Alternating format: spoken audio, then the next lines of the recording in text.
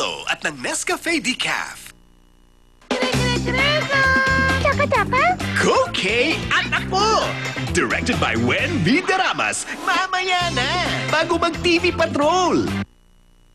Ang programang ito ay hatid sa inyo ng new richer taste Nescafe 3-in-1, Bello Nutraceuticals, Nescafe Decaf at ng Nestea.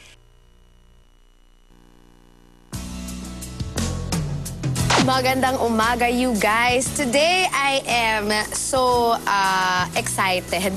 Excited ba? Excited dahil isa sa mga designer kong friends, hiningan ko ng idea kung ano ba ang modern Maria Clara. Siyempre, iba-iba naman ang interpretasyon ng mga designers. But I guess ang nakikita niya dito ay isang Pinay na may puso ng Pinoy. But at the same time, siyempre, bilang 2010 na ngayon at modern days na ngayon, siyempre, kahit may puso ka ng Pinoy at meron pa rin mga tradisyon na tinatago natin as Filipinas, Filipinos, siyempre, maganda rin naman na meron tayong open mind. Open-minded ka na, di ba? Marami ka nang nakikita, marami ka nang alam. So, maganda rin yung mag-adjust sa modern world. Pero tago pa rin yung pusong Pinoy. Oh, have a great day, guys. Pag malaki na Pinoy tayo.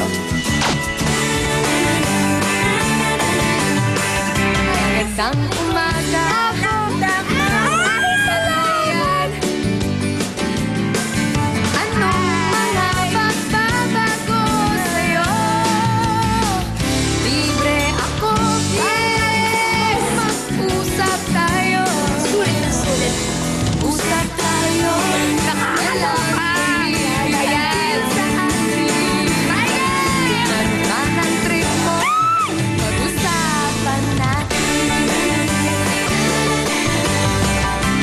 Magandang umaga. Hi guys! Hello! Kumusta naman tayo dyan? Super another level na to. Kaya naman, makisali na sa kwentuhan ng totoong pinagdadaanan, totoong nararamdaman, simpleng palitan ng karanasan, simple at totoo. Ang Simply Casey! Okay, girls! Gusto kong magtanong sa mga girls. Ang tanong, ngayong 2010 na, ano ba dapat ang image ng isang Pinay? Para sa akin, doon ako sa conservative and traditional Filipina. Okay. Kasi, mga Pilipino kasi tayo, di ba? Sobrang nasa kultura na natin yung magbigay halaga dun sa Filipino tradition, Filipino values and tradition, lalong-lalo na yung self-preservation and pagiging conservative. Para, di ba? Self-preservation. Para lagi tayong nire-respect. Okay.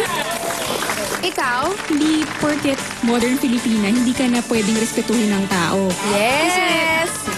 Kasi para sa akin, yung modern Filipina, well, we can speak our mind, we're independent. So, tingin ko nga, mas re-respetuhin ka ng tao pag ganun, di ba? Okay. Thank you very much! Thank you sa isang napaka-exciting opening nitong episode na to. Intensely exciting at intensely hot ang umaga natin ngayon, friends, dahil makakasama natin ang dalawa sa pinaka-maiinit na babae sa showbiz ngayon. Pero bilang mga makabagong Maria Clara, ano kaya sa palagay nila ang personalidad na dapat isabuhay ng mga Pilipina? Aalamin natin yan sa mga precious gems of Martha Cecilia's Christine. Let's all welcome Christine Reyes and Denise Laurel.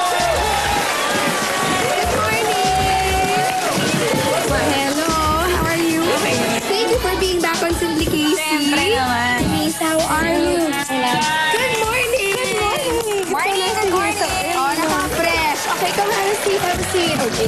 Excited na naman akong makipag-usap dito sa dalawang You are so beautiful today. Wow, Extra thank you beautiful. so much. And of course, Christine, No. fresh looking no matter what. Naman, salamat. Ikaw daw ang nag-drive papunta dito. Yes. She is an excellent driver. Ang galing niya mag-drive. Independent. Strong.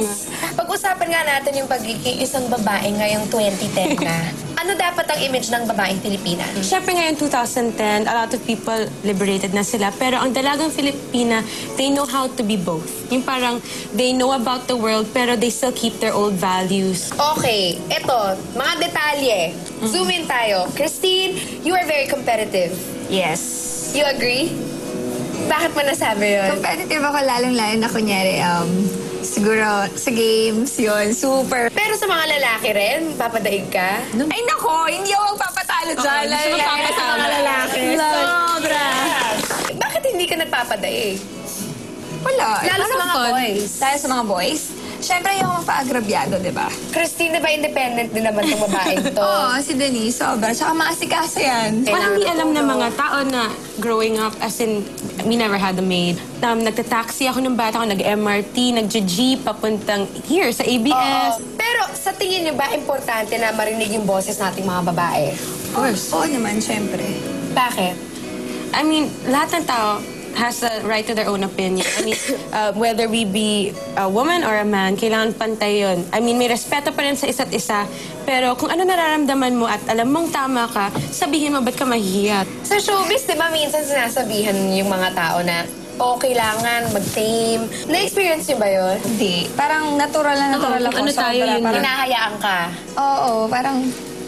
Wala, hinahayaan lang nila ako kahit yung manager ko. Hindi ako makontrol. Hindi ka kasi makontrol. Hindi, kasi lumalabas talaga yung pagka-natural ko. And Kahit she's fun. sabihin nila na, dahan-dahan lang yung pagkataklas mo. Okay. Pag, eto na, interview na. Tuloy-tuloy na. Kaya ka rin naman, I guess, minahal ng mga viewers, ng mga fans mo, di ba? She's herself. Oh, and same with you, Dennis. Sandali lang. Bilang very commendable naman ang independence and pagiging modern Filipinas nitong dalawang guests natin today. Sa pagbabalik naman ng Simply Casey, ang pagiging dalagang Pilipina naman ang tatalakayin natin with Denise and Christine sa pagbabalik ng Simply Casey. Guys, Magandang umaga. Ipinapangako ko na aalagaan